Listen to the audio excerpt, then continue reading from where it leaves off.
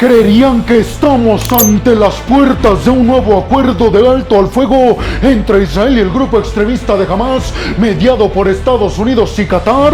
Pues según The Washington Post, esto es muy probable de que se concrete en los próximos días. Abróchense los cinturones porque aquí arrancamos. Y vámonos rápidamente hasta Tel Aviv, en Israel, para hablar en la siguiente noticia de un estudio y una premisa que destacó The Washington Post, el periódico de los Estados Unidos, y es que dijeron que con fuentes que tienen secretas dentro del Pentágono de los Estados Unidos se enteraron que efectivamente un acuerdo para un alto al fuego entre los extremistas de Hamas e Israel estaría a punto de cocinarse y de efectuarse en los próximos días, un acuerdo mediado, como ya se los mencioné, por Estados Unidos y Qatar. Sin embargo, The Washington Post, aunque habla de un alto al fuego, especifica que este sería solamente de unos días, por lo cual muchos consideran que no es un alto al fuego, sino pausa humanitaria.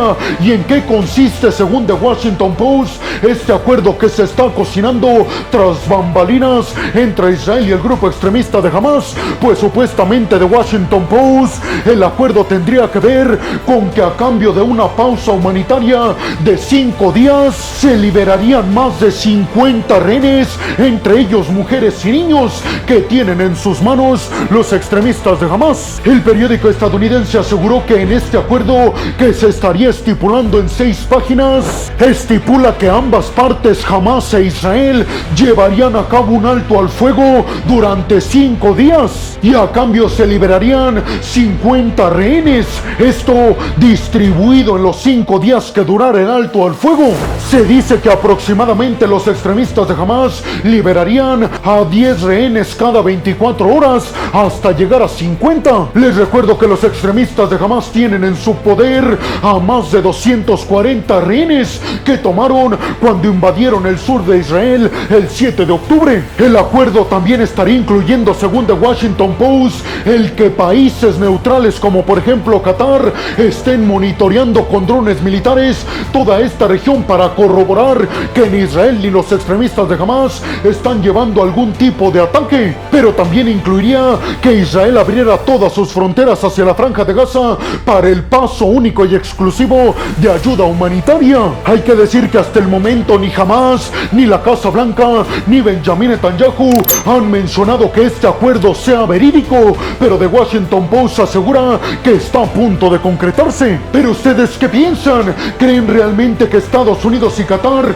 logren hacer que los extremistas de Hamas e Israel lleven a cabo este alto al fuego durante 5 días a cambio de la liberación de 50 rehenes? Y sobre todo les preguntaría, ¿ustedes creen que este tiempo los extremistas de Hamas lo pudieran utilizar para huir de Gaza o para reorganizarse y rearmarse como han asegurado desde Israel? Y sobre todo, ¿qué creen que gana el mundo con esta pausa humanitaria que aparentemente se va a llevar a cabo según The Washington Post? ¿Creen que estaremos ganando tiempo para que los países árabes y países neutrales junto con Estados Unidos lleven a cabo un acuerdo permanente para la creación finalmente de 2 estados, Israel y Palestina? Por el momento eso se ve bastante lejos de que se concrete, pero la esperanza muere al último, peregrinos. Y vámonos rápidamente hasta la región del Mar Rojo para hablar en esta siguiente noticia de que los hutíes de Yemen, el grupo militante respaldado por Irán,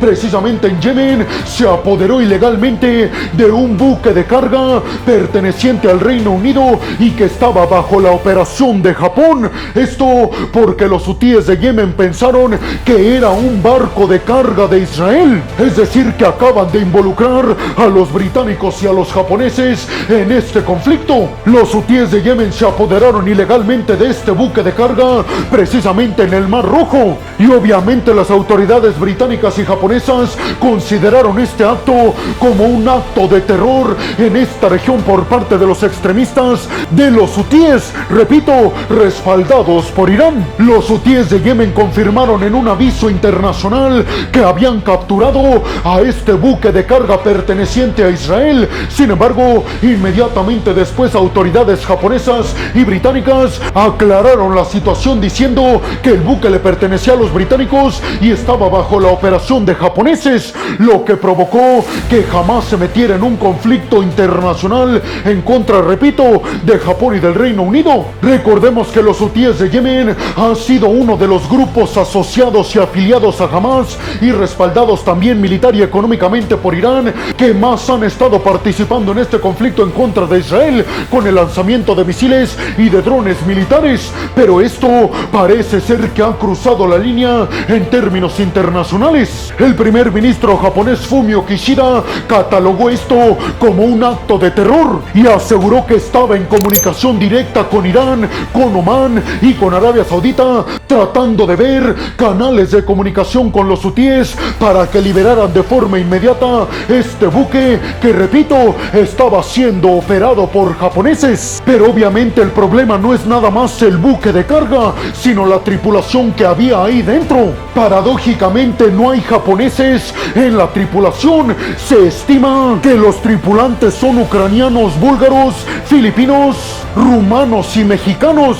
Por eso les dije al principio de esta noticia que los hutíes se habían metido en un conflicto ya internacional. Precisamente Fumio Kishida, el primer ministro japonés, dijo que ya estaban llevando a cabo todas las labores necesarias para ubicar exactamente qué tipo de personas y de qué nacionalidad estaban en este buque de carga cuando fue obtenido por la fuerza por parte de los hutíes en el Mar Rojo. Recordemos que en el video anterior yo les platiqué que los hutíes de Yemen habían advertido recientemente que iban a llevar a cabo acciones en contra de buques militares o de carga de Israel. Sin embargo, nadie pensó que se fueran a equivocar de esta manera y que tomaran un buque de carga no de Israel sino británico, operado por parte de Japón, y que la tripulación está compuesta sobre todo y tal vez lo más grave por ciudadanos de varios países en el mundo. El primer ministro Benjamin Netanyahu confirmó que en la tripulación no había israelíes y también confirmó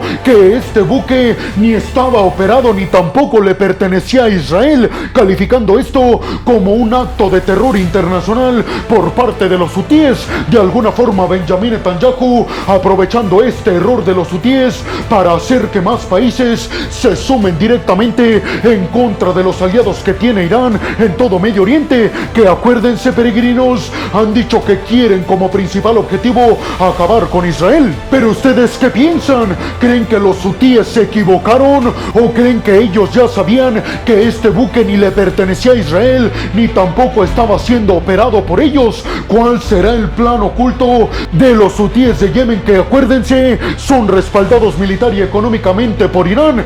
¿Creen que esto llevaría a que el conflicto escale a niveles internacionales y que haga que, por ejemplo, Japón y el Reino Unido se sumen al conflicto en contra de los hutíes, un grupo militante respaldado por Irán? ¿O creen que todo esto es una provocación para que más países se sumen? Recordemos que Estados Unidos ha advertido que la intención de grupos que respalda a Irán en Medio Oriente es hacer que Estados Unidos y más países occidentales se sumen, sobre todo para desgastarlos militarmente. Y vámonos rápidamente al hospital más grande de la Franja de Gaza, al hospital Al-Shifa, para hablar de que el ejército de Israel finalmente publicó un video como prueba de que dentro del hospital Al-Shifa se albergaron y protegieron tropas de los extremistas de Hamas. Y es que el ejército de Israel publicó este video mostrando un túnel debajo de las instalaciones del hospital más grande de Gaza, debajo del Al-Shifa. Específicamente dijeron las tropas de Israel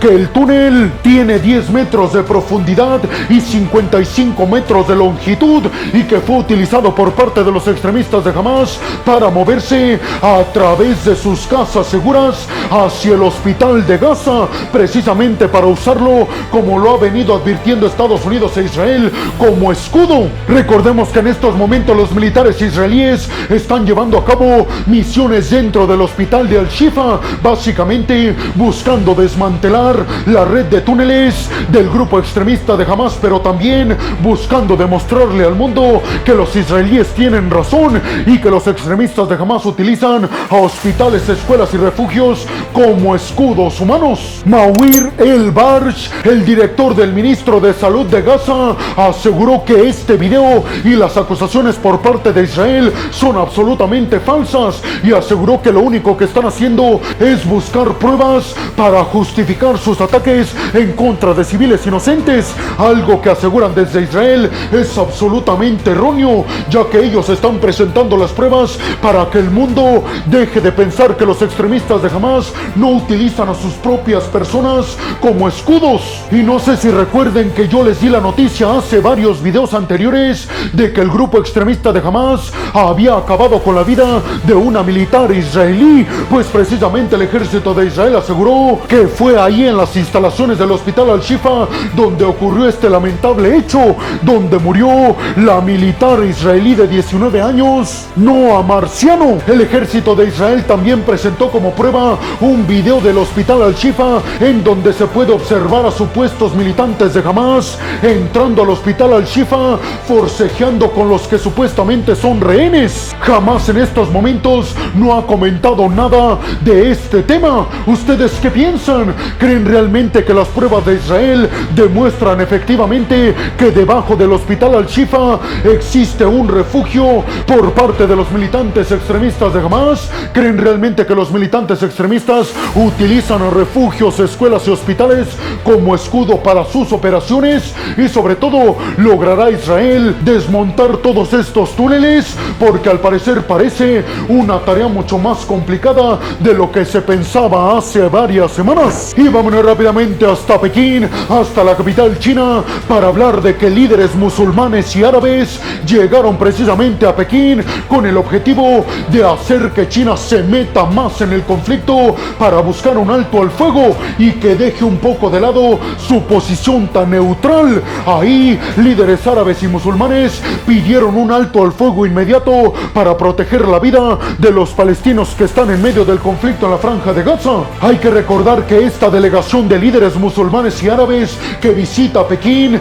va a realizar toda una gira por varios países en el mundo buscando apoyo para presionar a Israel para que ejecute precisamente un alto al fuego absoluto y completo. Además, los líderes árabes y musulmanes que estuvieron en Pekín le pidieron a Occidente que deje de justificar todos estos actos de Israel con el supuesto argumento de que debe de defenderse y de hacer justicia ante los ataques del 7 de octubre. El ministro de Asuntos Exteriores de China, Wang Yi, se reunió con representantes de Asuntos Exteriores de Arabia Saudita, de la Autoridad Palestina, de Jordania, de Egipto, de Indonesia y con representantes de la Organización para la Cooperación Islámica. Recordemos que recientemente los líderes árabes y musulmanes, cuando se reunieron en una cumbre histórica en Riad, en Arabia Saudita, pidieron un alto al fuego y también le pidieron a la Corte Penal Internacional que investigue crímenes de guerra por parte de Israel. Recordemos que China se mantiene absolutamente neutral,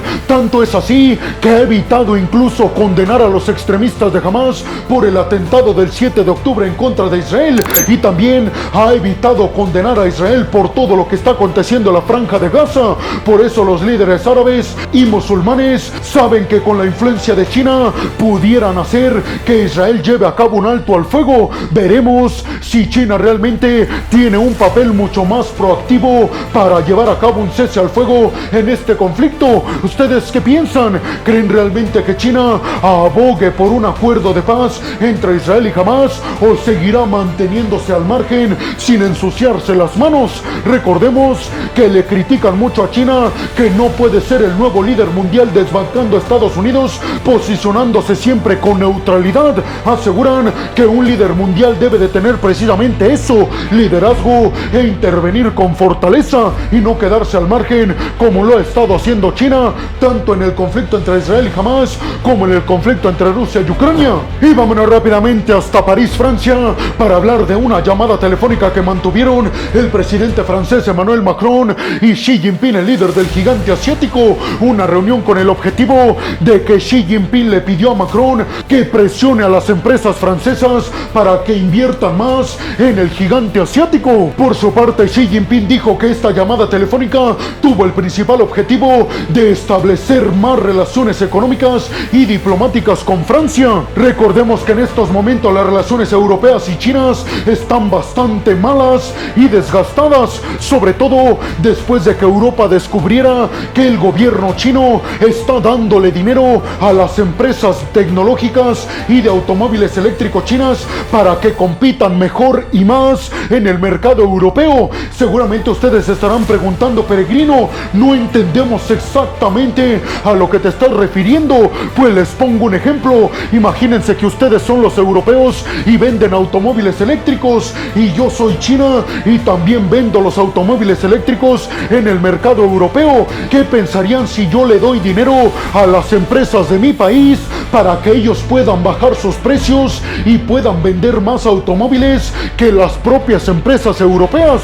Pues obviamente eso estaría violentando acuerdos internacionales en términos de comercio internacional, pues precisamente debido a estos subsidios o ayudas gubernamentales de China a sus empresas para que puedan bajar los precios en los mercados internacionales, los europeos han dicho que eso debe de acabarse, y además han estado buscando desacoplarse en cierta medida de la economía de China, sobre todo de sus cadenas de suministro. Recordemos que durante la reunión en mayo del G7, los miembros de este grupo acordaron acelerar el desacoplamiento económico y comercial de China, sobre todo para que no les ocurra lo mismo que les ocurrió con Rusia, que dependían mucho de sus energéticos, y entonces eso le dio la facultad a Putin para poder actuar en contra de Ucrania. Los occidentales estiman que China podría estar ejecutando la misma acción de Putin en contra de Ucrania, pero China en contra de Taiwán, y por eso los aliados occidentales quieren irse desacoplando de un socio que es cada vez menos confiable, China. Pero por su parte Xi Jinping está tratando de hacer que los aliados occidentales continúen enviando a sus empresas al gigante asiático, sobre todo porque recordemos que la economía del gigante asiático se sostiene por las empresas occidentales que fabrican en ese territorio, algo que cada vez está pasando menos por el éxodo masivo de empresas occidentales de China hacia Vietnam, la India o México. ¿Ustedes qué piensan? ¿Creen que puedan arreglarse o solucionarse, mejor dicho, las relaciones desgastadas entre Europa y China? ¿Ustedes consideran que los occidentales pueden desacoplarse de China, o eso es prácticamente imposible tomando en cuenta que China es por mucho la fábrica mundial? Y vámonos rápidamente hasta Buenos Aires, Argentina, para hablar en esta siguiente y última noticia de que Javier Milei, el candidato libertario y de derecha, acaba de ganar las elecciones con su partido La Libertad Avanza, convirtiéndose así en el nuevo presidente electo en Argentina. Milei ganó las elecciones con el 55.8% de los votos, es decir, que ganó por mucho margen del que obtuvo el candidato del oficialismo, Sergio Massa, quien obtuvo el 44.1% de los votos. En estas elecciones, cerca de 36 millones de argentinos estaban habilitados para participar en las elecciones. Sin embargo, la participación registró una de las más bajas en la historia de Argentina, con el 76.37% de la participación en estas elecciones, casi el mismo rango de la participación que hubo en las elecciones del 2007, cuando ganó Cristina Fernández de Kirchner. Recordemos que Javier Milei da muchas preocupaciones a varios países del mundo, sobre todo por su discurso libertario y de derechas, específicamente en contra de Rusia, de China y de Brasil. Sin embargo, veremos si Milei cumple sus propuestas de dolarizar la economía, de bajar la inflación y de establecer mejores y más lazos con países occidentales y abandonar a países autoritarios y, como dice él, comunistas como China, Brasil y Rusia. Además, recordemos que Javier Milei ha dicho que va a evitar que Argentina se convierta en un nuevo miembro de los BRICS. Veremos, repito, si estas promesas las cumple. Aquí estaremos informando de todos los detalles al respecto. Pero ¿ustedes qué piensan? ¿Creen que Javier Milei va a cumplir sus promesas que hizo durante toda su campaña? ¿Creen que va a eliminar al Banco Central, bajar la inflación y dolarizar la economía argentina? Y sobre todo les preguntaría, ¿ustedes consideran que propuestas como la de Javier Milei, bastante radicales, son las que se necesitan en varios países del mundo porque estamos viendo el declive de los sistemas y de las propuestas actuales? ¿O creen que al final de cuentas Javier Milei será uno más de todos los políticos que han pasado por la presidencia argentina? Y bueno, hemos llegado al final del video del día de hoy. Les quiero agradecer muchísimo todo el apoyo que me dan. Sin ustedes yo no podría dedicarme a lo que más me apasiona en el mundo, así que muchas, pero muchas gracias. Sin más por el momento, nos vemos en el siguiente video de Geopolítica. Hasta la próxima.